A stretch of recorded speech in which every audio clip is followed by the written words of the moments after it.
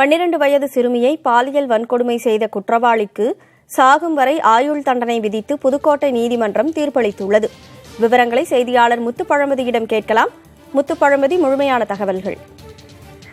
கனிமொழி புதுக்கோட்டை மாவட்டம் விராலிமலை பகுதியைச் சேர்ந்த 12 வயது சிறுமி கடந்த ஜூன் மாதம் 30ஆம் தேதி வீட்டில் இருந்தபோது திருச்சி மாவட்டம் சமயபுரம் பகுதியைச் சேர்ந்த மாதவன் என்ற இளைஞர் அத்துமீறி வீடு புகுந்து அந்த சிறுமிக்கு பாலியல் தொந்தரவு கொடுத்துள்ளார். மேலும் அந்த சிறுமியை தொந்தரவு செய்து அடித்த போது அருகே இருந்தவர்கள் அந்த சிறுமியை மீட்டு மருத்துவமனையில் சேர்த்தனர். மேலும் இது தொடர்பாக அந்த குற்றவாளியை கீரனூர் அனைத்து மகளிர் காவல் நிலைய போலீசார் போக்சோ சட்டத்தின் கைது சிறையில் அடைத்திருந்தனர்.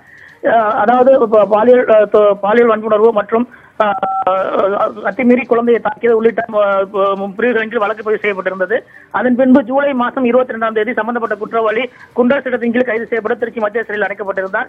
இந்த வழக்கு புதுக்கோட்டை மகளிர் நீதிமன்றத்தில் நடைபெற்று வந்த நிலையில், அதாவது ஜூன் 30 இந்த சம்பவம் நடந்து இப்போ 4 மாத காலத்திற்குள் வழக்கு விசாரணை முடித்து இன்று தீர்ப்பு வழங்கப்பட்டது. இதன்படி சிறுமிக்கு பாலியல் தொந்தரவு அளித்த குற்றவாளி மாதவனை சாகும் வரையில் சிறையில் அடைக்கவும், அது மட்டுமின்றி தொடர்ந்து சிறுமிக்கு தொந்தரவு கொடுத்ததற்காக பிரிவு 452 படி மேலும் 10 ஆண்டுகள் சிறை தண்டனையும், அது இல்லாமல் 10,000 ரூபாய் அவதாரம் விதித்து நீதிபதி சத்யா தீர்ப்பு வழங்கியிருக்கார். அது மட்டுமின்றி பாதிக்கப்பட்ட சிறுமிக்கு அரசு சார்பில் 4 லட்சம் ரூபாய் நிவாரணம் வழங்க வேண்டும் எனவும் நீதிபதி உத்தரவிட்டிருக்கார். இந்த வழக்கை பொறுத்தவரையிலும் தொடர்ந்து பெண்கள் மற்றும் சிறுமிகளுக்கு எதிரான பாலியல் தொந்தரவில் ஈடுபடும் குற்றவாளிகளுக்கு புதுக்கோட்டை மகளிர் நீதிமன்றம் கடுமையான தண்டனை வழங்கி வருகிறது.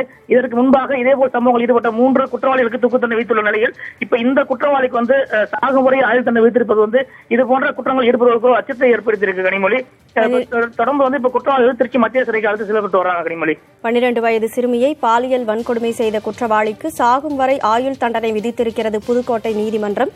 விரிவான தகவலை வழங்கியதற்கு நன்றி முத்துப்பழம்பதி.